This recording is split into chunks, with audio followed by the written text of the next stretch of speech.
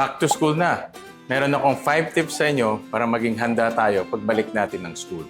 So tip number 1, mag-register tayo ng maaga para makapili tayo ng magandang subject, magandang time, pati magagaling ng professors, at maplano natin yung schedule natin for the rest of the semester, pati the rest of the week. Tip number 2, mag-budget na tayo para sa entire year, para hindi tayo nauubusan ng budget first semester pa lang. At alam rin natin kung ano ang gastos natin buwan-buwan at hindi tayo hingi ng hingi sa ating mga parents.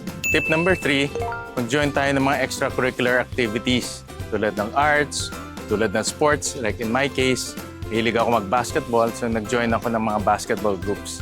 Sila, arts naman. So tip number 4, maghanap na tayo ng quiet place na pwedeng mag-aral.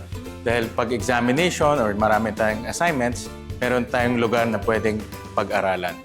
Ang 5th tip ko, kung bumibigat na yung ating mga assignments, dumadating na exam, stress tayo, huwag tayong mahiyang mag-share ng nararamdaman natin sa ating mga kaibigan, sa ating mga professors, even sa mga professionals. Importante na nalalaman nila kung anong nararamdaman natin. Kaya tama na ang doom scrolling. Matulog na tayo, may pasok pa tayo bukas.